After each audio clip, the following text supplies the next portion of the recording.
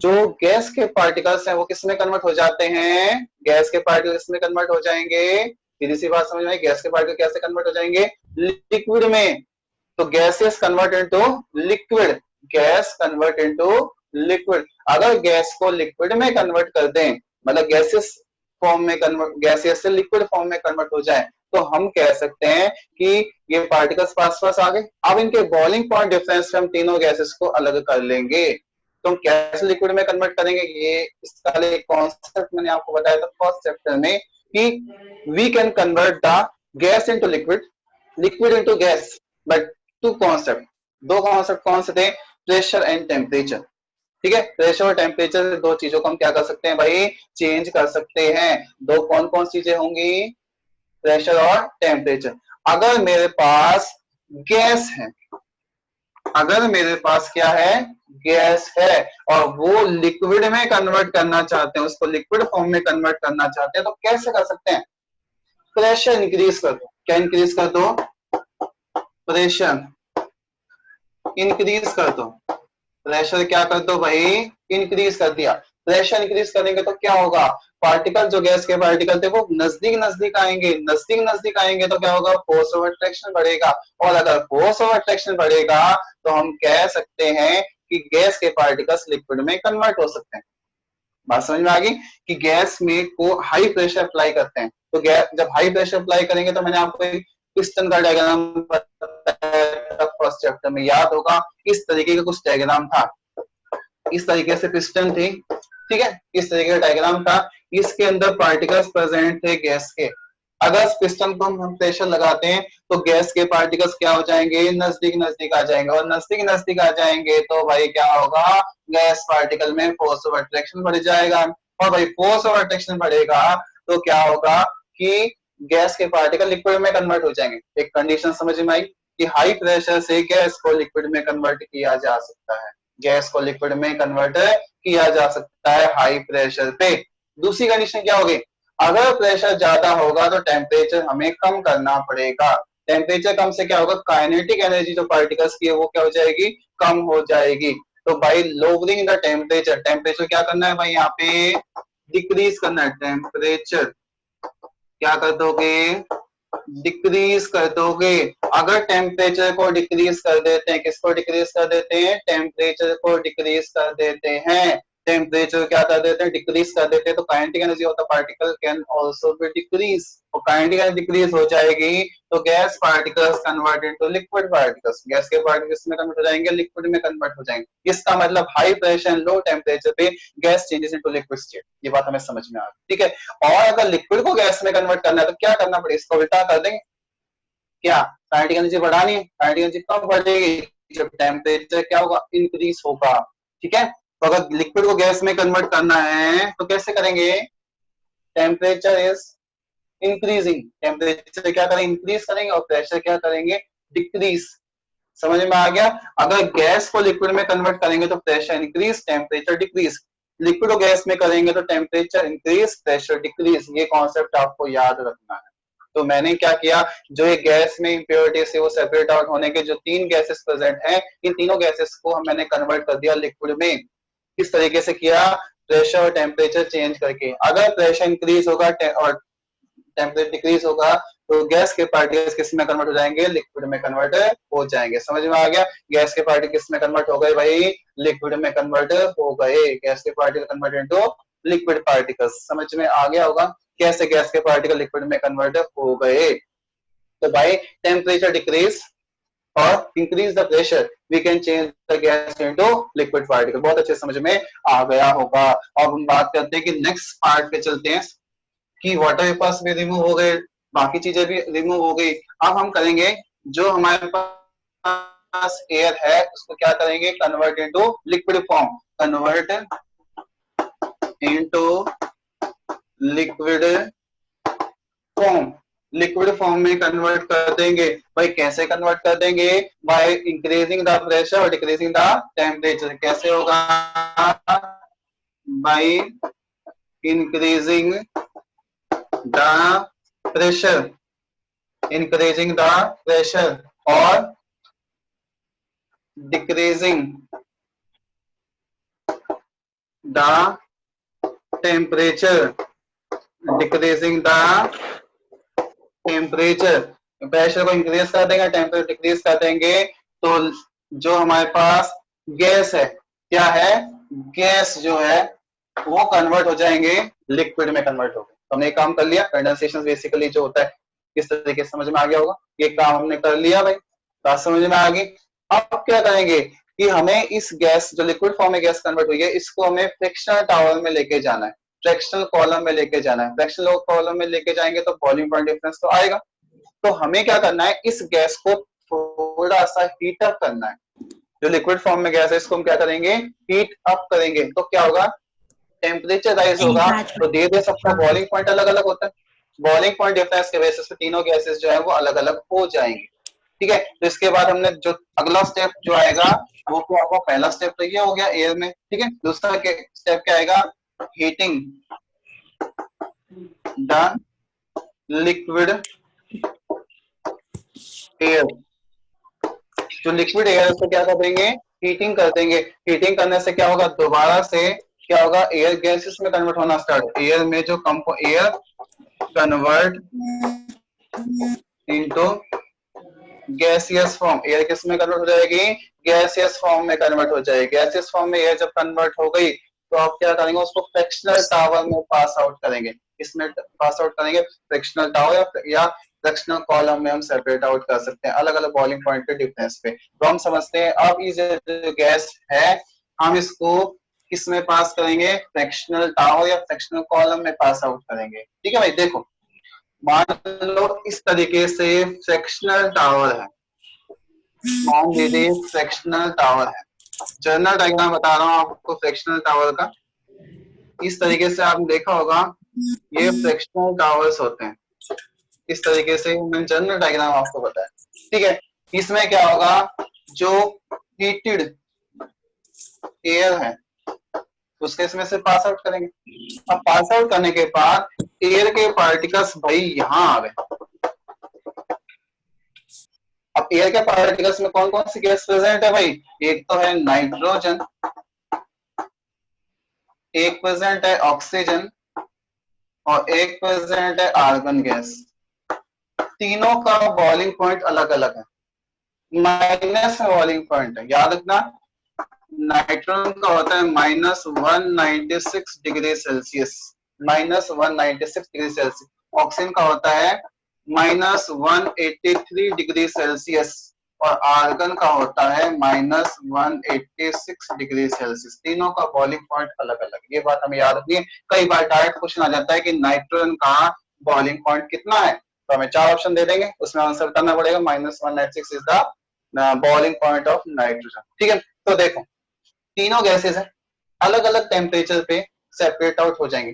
ठीक है, आप देखिए -183, -186 और -196, जितना ज्यादा उतना क्या होगा, छोटा होगा। ठीक है, तो सबसे ऊपर कौन सी गैस निकल जाएगी, मान लो नाइट्रोजन गैस निकल जाएगी। नाइट्रोजन गैस क्या करेंगे, यहाँ से हम पास आउट कर लेंगे, यहाँ पे हम दूसरा कंटेनर लगा देंगे, यहाँ इस तरीके से हो जाएगा। ठीक है, तो यहाँ पे नाइट्रोजन गैस पास आउट, इसका बॉइलिंग पॉइंट कितना था, -196 डिग्री सेल्सियस। इसके बाद यहाँ क्या हो जाएगी बेटा, उसके बाद किसका नंबर आएगा, आर्गन का। आर्गन गैस के कितना होगा, -186 डिग्री सेल्सियस, ये यहाँ पे सेपरेट आउट हो जाएगी और यहाँ पे हो जाएगी ऑक्सीजन गैस। ऑक्सीजन गैस का कितना होगा, -183 डिग्री सेल्सियस। इस तरीके से हमने फ्रैक्शनल टावर से, फ्रैक्शनल कॉलम की मदद से जो डिफरेंट कंपोनेंट ऑफ एयर उनको क्या कर लिया भाई, सेपरेट आउट कर लिया। क्या कर लिया, सेपरेट आउट कर लिया। समझ में आया। तो इस तरीके से मैंने आज आपको समझाया कि separation of the component of air कैसे सेपरेट आउट हो सकते हैं। आपको वीडियोस मैंने भेजी थी, उस वीडियोस में आपको बेसिकली बताया था प्रोसेस कैसे काम करता है। अब मैंने डिटेल में आपको बता दिया प्रोसेस कैसे काम करता है, तो आप सबको समझ में आ गया होगा कि separation of the component of air कैसे हो सकते हैं। समझ में आया, क्लियर है, इस तरीके से आपको समझ में आ गया। अब हम बात करते हैं बेटा नेक्स्ट टॉपिक की तरफ, that is the water purification. Near about इस चैप्टर का लास्ट सेक्शन है वाटर प्योरिफिकेशन, ये अब समझ लेते हैं। 1 मिनट बेटा मैं थोड़ा सा पानी पी लेता हूँ, उसके बाद स्टार्ट करता हूँ, ठीक है।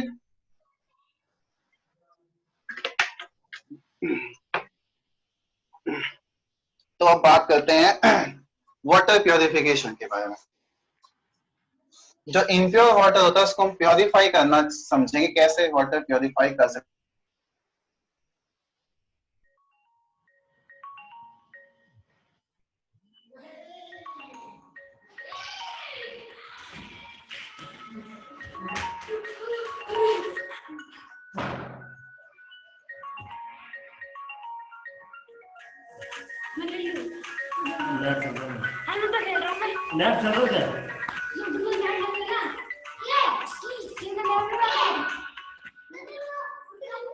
करने के लिए क्या करना पड़ेगा, ठीक है।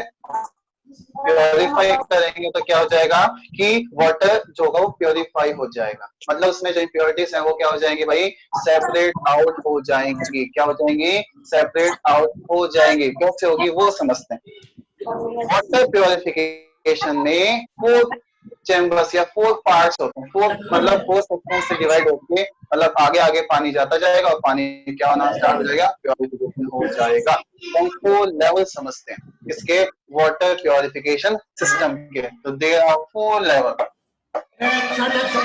Four levels of water purification. First level is sedimentation. First is sedimentation.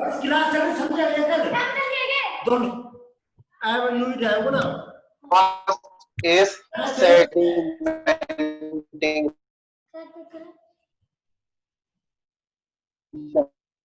First level कौन सा होगा, सेडिंग, ठीक है। दूसरा कौन सा होगा, लोडिंग लेवल होगा। तीसरा होगा बेटा फिल्ट्रेशन, फिल्ट्रेशन।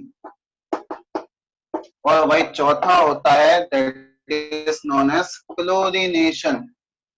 चौथा होता है क्लोरिनेशन। चौथा कौन सा होगा, क्लोरिनेशन। तो हमारे पास फोर लेवल्स आ गए। फोर लेवल कौन कौन से, सेडिमेंटेशन, लोडिंग, फिल्ट्रेशन और क्लोरिनेशन। सेडिमेंटेशन क्या होगा आपको पता है, मैंने सेपरेशन टेक्निक जब स्टार्ट कराई थी तो मैंने कहा था कि सेडिमेंटेशन जो होती है वो कैसे काम करती है, याद होगा। सेम वही कॉन्सेप्ट यहाँ पे यूज करना है। अब आप ये बताओ कि सेडिमेंटेशन का दूसरा नाम क्या होगा, तो आपके दिमाग में समझ में आ गया। तो डीकैंटिव सेडिमेंटेशन जो है मैंने आपको बताया था बहुत अच्छे समझ में आ गया था, वही चीज यहाँ पे हमें याद। तो पहला जो level that is sedimentation level. उसके बाद loading. Loading basically colloidal solution के सेक्शन से उठाया गया कॉन्सेप्ट है, ठीक है। कोएगुलेशंस जो मैंने आपको बताया था, एक सेक्शन बताया था कोलाइडल सॉल्यूशन में। कोएगुलेशन, कोएगुलेशन में क्या होता है कि जो सस्पेंडेड पार्टिकल्स होते हैं वाटर में, जो सेटल डाउन नहीं हो सकते, उनको हमें सेपरेट आउट करना, उसके चार्ज को न्यूट्रलाइज करके, ठीक है। तो चार्ज को न्यूट्रलाइज करेंगे तो क्या यूज करेंगे, पोटाश एल्यूमिनियम वगैरह यूज करके वाटर में सस्पेंडेड जो इम्प्योरिटीज है उनको हम क्या कर देंगे, सेपरेट आउट कर देंगे। दैट इज लोडिंग सिस्टम या लोडिंग लेवल। इसको हम समझेंगे जब आएगा, जब और अच्छे से समझ में आ जाएगा। इसके बाद फिल्ट्रेशन। फिल्ट्रेशन बहुत आसान है। Different levels of filters are use. जैसे आपने स्मॉल छोटी क्लासेस में पढ़ा होगा सेवंथ में कि जो हमारे पास सॉइल सॉइल की प्रोफाइल होती है, उसमें ग्रेवल्स होते हैं, मार्बल्स होते हैं, सैंड होते हैं, सिल्ट होते हैं। तो size of the sand particle, type of Sands होती है। तो यही हमने यहाँ पे फिल्ट्रेशन यूज करना है कि सैंड के पार्टिकल के बेसिस पे एक लेयर बनानी है। सबसे पहले क्या है, बहुत जैसे क्ले या सिल्ट हो गई, इस तरह के पार्टिकल्स को सबसे ऊपर रखेंगे ताकि जो इम्प्योरिटीज है वो वहां रुक जाए।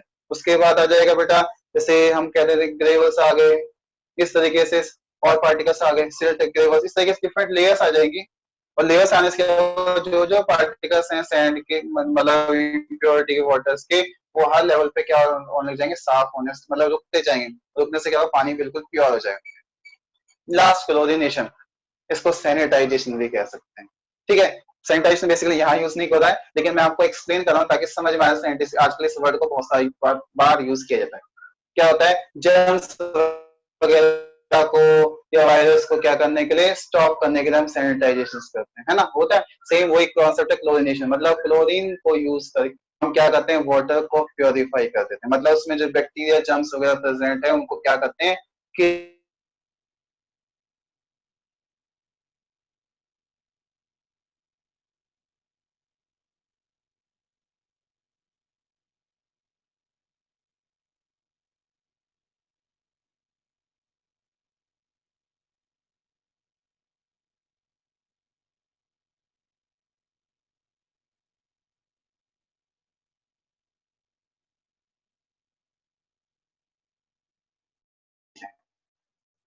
तो लेवल्स को हम पहले मैं समझा रहा हूं कैसे। मान लीजिए ये एक पॉन्ड है, क्या है, पॉन्ड, जिसमें पानी रिजर्वर्स में। सबसे पहले क्या होगा, इस पॉन्ड के पानी को हम क्या करेंगे, पंप से क्या करेंगे, हम इसको सक कर लेंगे। ये मान लो पंप है, इस पंप से पानी यहाँ है।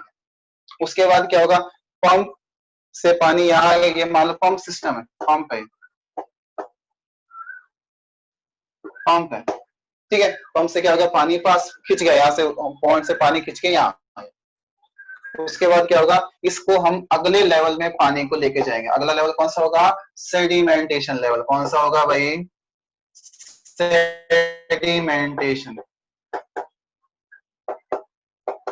सेडिमेंटेशन लेवल में लेके जाएंगे। सेडिमेंटेशन आपको लेवल समझ में आया कि पानी को में जो विजिबल इंप्योरिटी, जो सस्पेंडेड इंप्योरिटी, जो और इंप्योरिटीज थी, जैसे कि मान लो मेरे पास है, मान लो सैंड वगैरह, वो क्या हो, सेपरेट आउट हो जाएगी। उसके बाद क्या होगा, इस सेक्शन से अगले सेक्शन में जाएंगे। अगले सेक्शन में क्या होगा कि फिल्ट्रेशन, फिल्ट्रेशन, अगला सेक्शन होगा फिल्ट्रेशन। फिल्ट्रेशन में क्या होगा कि डिफरेंट लेवल्स के फिल्टर्स लगे हुए होंगे, अलग अलग लेवल्स के फिल्टर्स लगे होंगे। इस फिल्टर से क्या होगा, वाटर प्योरीफाई होगा, और फाइनली जब वाटर प्योरीफाई होगा तो कहां पास कर देंगे हम, क्लोरीनेशन में। किसमें, क्लोरीनेशन, क्लोरीनेशन लेवल में पास आउट कर। क्लोरीनेशन के बाद ये पानी कहाँ चल जाएगा, हाउस होल्ड एक्टिविटीज के लिए, मतलब इसको सर्कुलेट कर लिया जाएगा। तो ये पानी कहाँ चल जाएगा, हाउस होल्ड एक्टिविटीज के लिए यूज कर लिया जाए, मतलब पीने वगैरह के लिए पानी यूज कर सकते हैं। तो इस तरीके से पंपिंग सिस्टम से वाटर सेडिमेंट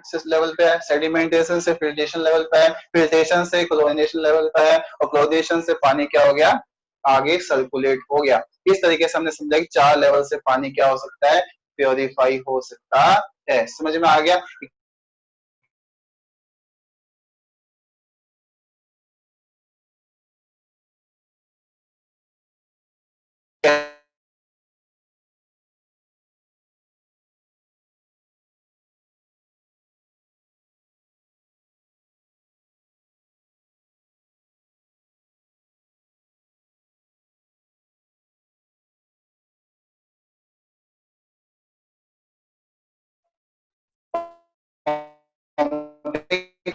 सिस्टम से क्या आया था, वॉट, जो आगे से पानी आया उस पानी को हम एक चैम्बर में इकट्ठा करेंगे। मान लीजिए एक चैम्बर, इस chamber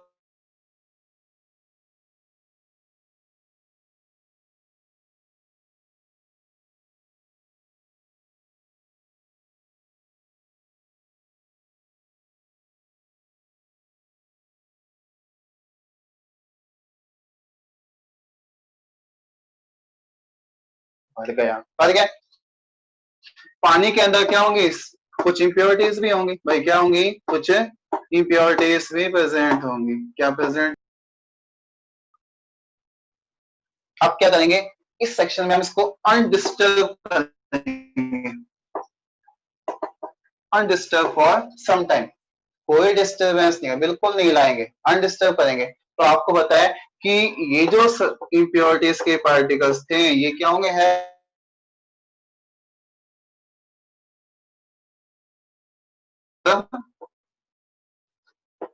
gravitational force of attraction है। ग्रेविटी मास पे डिपेंड करता है, मास जिसका ज्यादा उससे ज्यादा फोर्स ऑफ अट्रैक्शन होगा।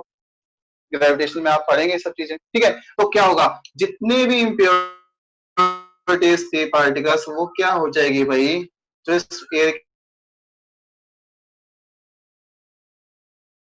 के अंदर, मतलब सॉरी वाटर के अंदर बॉटम में इकट्ठे हो जाएगी। ये भाई बॉटम में मैंने क्या कर दिया, इकट्ठा कर दिया।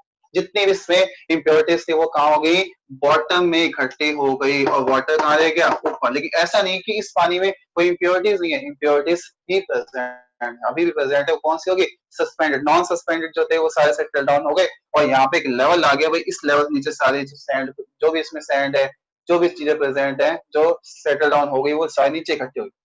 समझ में आया। तो पहला chamber that is sedimentation level या डिकैंटेशन लेवल, उसमें क्या होगा, जो इम्प्योरिटीज है वो क्या हो जाएंगी, सेपरेट आउट हो जाएंगी। इम्प्योरिटीज क्या हो जाएंगी, सेपरेट आउट हो जाएंगी।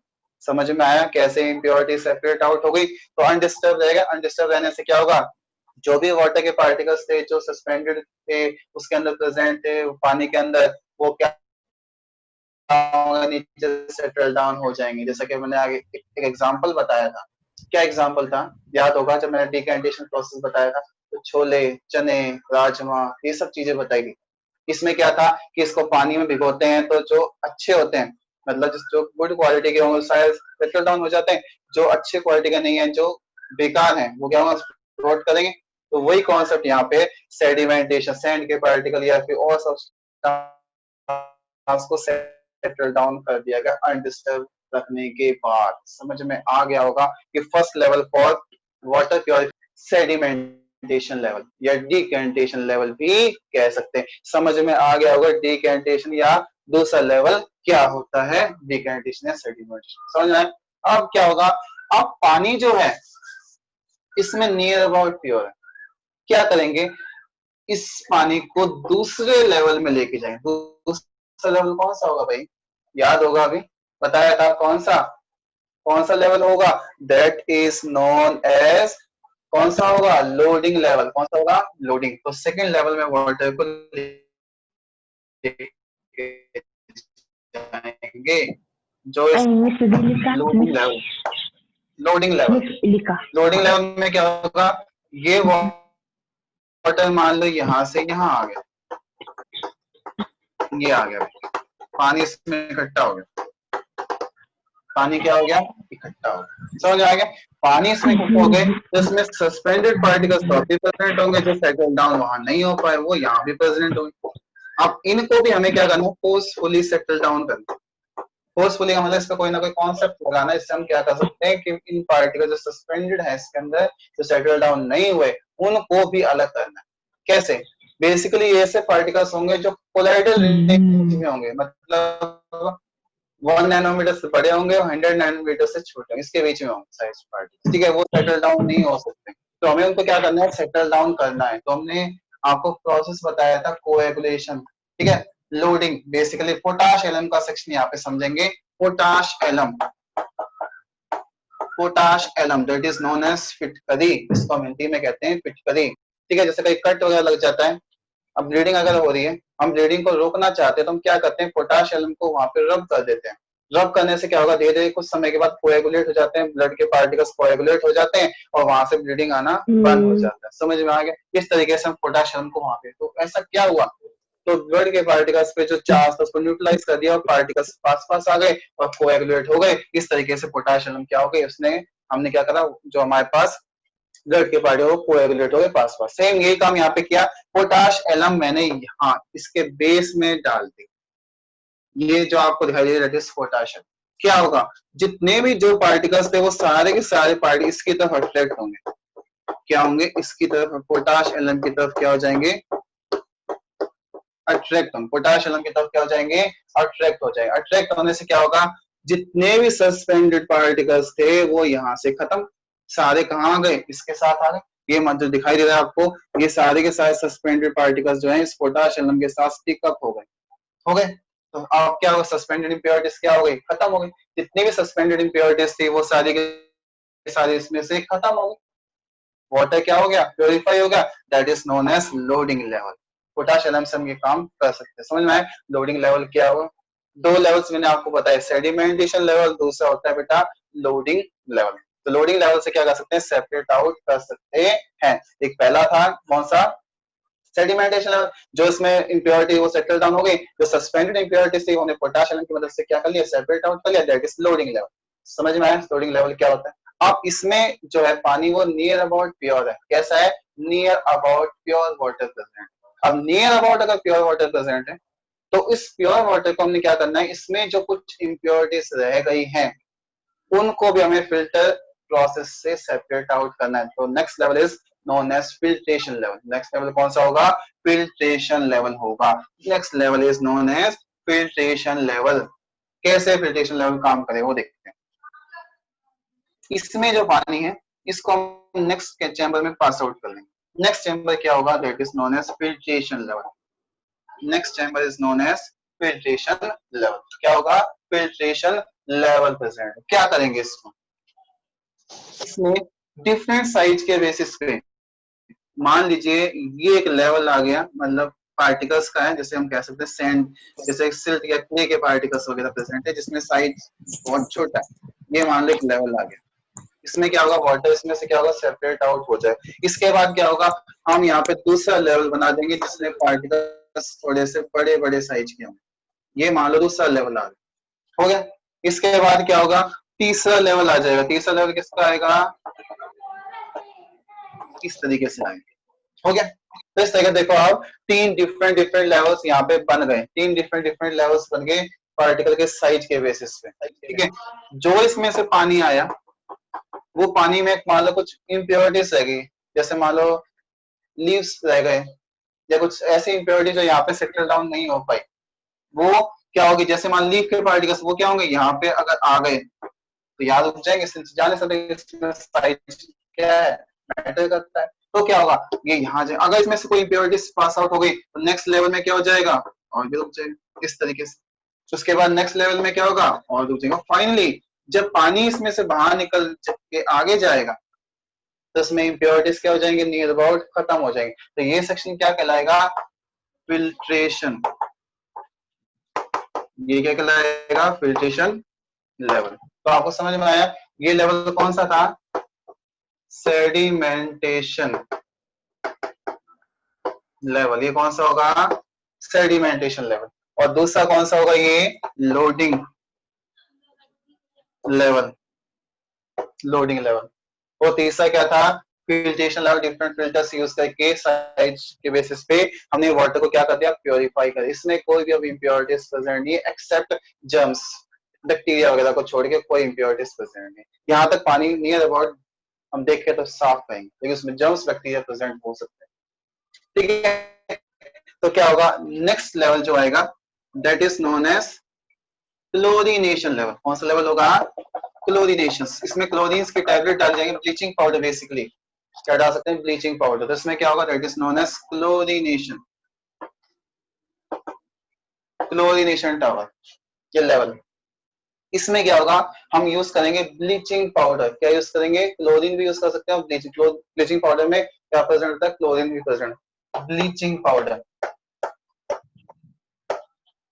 ब्लीचिंग पाउडर, ब्लीचिंग पाउडर जो होता है उसका फॉर्मूला होता है calcium oxychloride, CaOCl, that is bleaching powder, calcium oxychloride कहते हैं। तो इसमें क्लोरीन प्रेजेंट होते हैं, तो क्लोरीन इज क्लोरीनेशन सेक्शंस। समझ में आ गया। इससे क्या होगा, जो जर्म्स वगैरह हैं, जो बैक्टीरिया वगैरह, वो क्या हो जाएंगे, किल हो जाएंगे। किल होने के बाद अगले लेवल में वाटर चला जाएगा। अगला लेवल कौन सा आएगा, हाउस होल्ड एक्टिविटीज के जो पानी यूज किया था, दैट इज नेक्स्ट लेवल। तो इस तरीके से जो रॉ वाटर था वो प्योर वाटर में कन्वर्ट हो, किस में कन्वर्ट हो गया, प्योर सर वाटर में कन्वर्ट हो, that is known as water purification system. इसे कहेंगे वाटर प्योरिफिकेशन सिस्टम कह सकते हैं। समझ में आया होगा कि कैसे वाटर प्योरिफिकेशन सिस्टम काम कर सकता है, समझ में आया, क्लियर है। हाँ बेटा, ये अंकित शर्मा, फादर्स नेम अमित, कोई डाउट है। सर एक बार क्लोरीनेशन फिर से बताना। एक मिनट बेटा, हाँ जी बेटा बोलिए, एक मिनट। सर सर एक बार क्लोरीनेशन फिर से बता दो। ठीक है बेटा, देखो बात करते हैं हम क्लोरीनेशन सेक्शंस की। तो क्लोरीनेशन में क्या होगा, बेसिकली जैसे मान लो मेरे पास जर्म्स हो गया, जैसे मान लो यहाँ तक समझ में आ गई, वाटर में इम्प्योरिटीज थी वो सारी सेपरेट आउट होगी। क्लोरीनेशन में क्या होगा, जैसे मैंने ब्लीचिंग पाउडर बताया, कैल्शियम ऑक्सीक्लोराइड बताया, इसमें क्या प्रेजेंट होता है बेटा, क्लोरीन प्रेजेंट होता है। क्लोरीन जो होता है वो डिसइंफेक्टेंट के रूप में यूज कर सकते हैं, मतलब जर्म्स वगैरह, जो जर्म्स प्रेजेंट हैं, जो बैक्टीरिया वगैरह प्रेजेंट हैं, इन बैक्टीरिया क्या कर देते हैं, किल कर देते हैं, इनकी एक्टिविटी को क्या करते हैं, स्टॉप कर देते हैं। अभी एक्टिव नहीं रहेंगे, डेफिनेटली क्या उनका अमाउंट धीरे धीरे कम होना स्टार्ट हो जाएगा। तो इसको हम कह सकते हैं क्लोरीनेशन। बेसिकली क्लोरीन यूज करके हमने जो जर्म्स वगैरह, बैक्टीरिया वगैरह जो है, उनको क्या कर दिया भाई, किल कर दिया। क्या कर दिया, किल कर दिया। That is known as chlorination. समझ में आ गया आपको सभी को। सेडिमेंटेशन लेवल, उसके बाद कौन सा मेथोडिक लेवल, उसके बाद आया फिल्ट्रेशन लेवल और लास्ट में आया क्लोरीनेशन लेवल। इस तरीके से जो रॉ वाटर था वो कन्वर्ट हो गया प्योर वाटर में, और हाउसहोल्ड एक्टिविटीज के लिए, डिफरेंट टाइप की एक्टिविटीज के लिए हम इस वाटर को यूज कर सकते हैं। That is known as water purification system. अब समझ में आया भाई वाटर प्योरिफिकेशन सिस्टम क्या होता है? Anyone having any doubt? इसको छोड़ के इससे पहले वाला जो सेक्शन था purification of component of air, ये कंपोनेंट को सेपरेट करना, उसमें अगर किसी को डाउट है तो आप पूछ सकते हैं। नियर अबाउट अपने पास 5 मिनट्स लेफ्ट है, तो ये सेक्शंस बेटा कंप्लीट हो चुके हैं, तो आगे हम अगला टॉपिक नहीं करवा सकते, अभी टाइम नहीं है इतना। तो अगर इन दोनों टॉपिक्स में आपको अगर कोई डाउट है या इससे पहले जितनी सेपरेशन टेक्निक्स हैं इनमें कोई डाउट रहेगा तो आप बता सकते हैं बेटा, कोई डाउट है किसी बच्चे को, तो आपका डाउट यहाँ पे क्लियर कर दिया जाएगा। सर एक बार फिल्ट्रेशन बताना दोबारा से। फिल्ट्रेशन देखिए, देखो बेटा फिल्ट्रेशन में क्या होता है कि डिफरेंट फिल्टर्स लेवल्स होते हैं। फिल्टर लेवल्स का मतलब क्या होगा कि जो पोर्स हैं पार्टिकल्स में वो क्या होंगे बेटा, बड़े भी हो सकते हैं छोटे भी हो सकते हैं। जैसे मान लो मैंने, हमारे पास सैंड है, सैंड के पार्टिकल्स जब एक पास पास आते हैं क्या होगा, बीच में गैप कम होगा। और लेकिन अगर वही सिस्टम अगर मैं मोटे पत्थर जैसे ग्रेवल्स यूज करूं, बड़े बड़े पत्थर यूज करूं, तो इनमें क्या होगा, बीच में गैप ज्यादा होगा, है ना।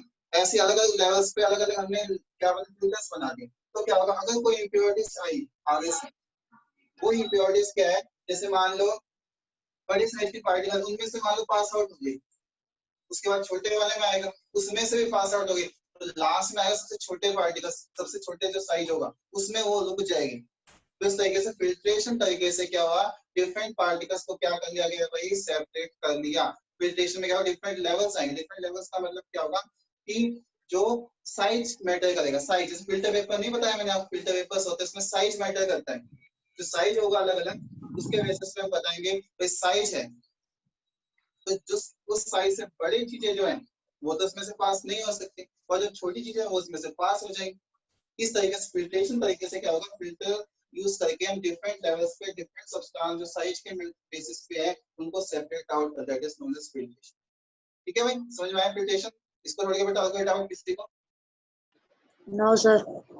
ओके, तो बेटा आज की क्लास हम कंटिन्यू कंप्लीट करते हैं क्योंकि मेरे पास 3 to 4 मिनट्स लेफ्ट है। फिर भी अगर कोई डाउट रहेगा तो आप पूछ सकते हैं, अदरवाइज हम बेटा इस क्लास को ओवर कर देते हैं। ठीक है, समझ में आ गया होगा सबको? दो टॉपिक्स मैंने आपको बहुत अच्छे से बताए हैं। उसके बाद जब नेक्स्ट क्लासेस आएगी तो आपको याद रखना है कि मैं इस चैप्टर स्टार्टिंग से स्टार्ट करवाऊंगा, मतलब इस मेटा राउंडर्स क्यों को दोबारा से स्टार्टिंग से स्टार्ट करवाऊंगा, क्योंकि जो पॉइंट्स हमें वहां पे नहीं हो पाए, वंशिका बोलो बेटा क्या डाउट है? Sir column chromatography. क्या बताओ बेटा? Column chromatography. कॉलम क्रोमेटोग्राफी, अच्छा अच्छा अच्छा बेटा, देखो कॉलम क्रोमेटोग्राफी जो है उसमें क्या होता है कि एक फिनोमेना काम करता है। जैसे मैंने आपको पेपर क्रोमेटोग्राफी को बता दिया, कॉलम क्रोमेटोग्राफी में क्या होता है कि जो एक ब्यूरेट होता है, ब्यूरेट का मतलब मैं थोड़ा सा एलिमेंट का आइडिया बता देता हूँ, नेक्स्ट क्लास में कंटिन्यू करके 1 आवर कंप्लीट हो जाएगी, फिर कंप्लीट नहीं हो पाएगा। अभी मैं आपको थोड़ा सा एलिमेंट आइडिया दे देता हूँ। ठीक है, क्या होता है कॉलम क्रोमेटोग्राफी? क्या होता है इसमें, फिनोमेना काम करता है एड्सॉर्प्शंस। कौन सा phenomena? Adsorptions, not absorption. Adsorptions phenomena काम करता है, एड्सॉर्प्शन। एड्सॉर्प्शंस क्या होता है, किसी सब्सटेंस के सरफेस पे दूसरे पार्टिकल अगर चिपक जाए, अटैच हो जाए, तो दैट इज एड्सॉर्प्शंस। जैसे मान लो ये मेरे पास एक चीज है, एक सब्सटेंस है, इसके सरफेस के ऊपर अगर कोई चीज अटैच हो जाए तो दूसरा सब्सटेंस जो अटैच उसे हम कहते हैं एड्सॉर्ब। ठीक है, इसे कहेंगे एड्सॉर्ब। लेकिन एब्जॉर्प्शन जो होता है, एब्जॉर्प्शन इसको समझ लो। एब्जॉर्प्शन, एब्जॉर्प्शंस में क्या होता है कि जो मान लो कोई सब्सटेंस है और दूसरा सब्सटेंस इसके अंदर चला जाता है, कहाँ चले जाता है, इसके अंदर चला जाता है, इसके अंदर एब्जॉर्ब हो जाता है, अवशोषित हो जाता है। हिंदी में ये वर्ड यूज करेंगे। ठीक है, तो इसका मतलब एब्जॉर्प्शन फिनोमेना तो आपको समझ में आ गया। एब्जॉर्प्शन सरफेस पे होता है, एब्जॉर्प्शन उसके सेंटर में, उसके बल्क में होता है, ये बात भी याद है। ठीक है, इसके स्मॉल बल्क में। जो कॉलम क्रोमेटोग्राफी होती है, जो कॉलम की क्रोमेटोग्राफी होती है, उसमें क्या होता है कि डिफरेंट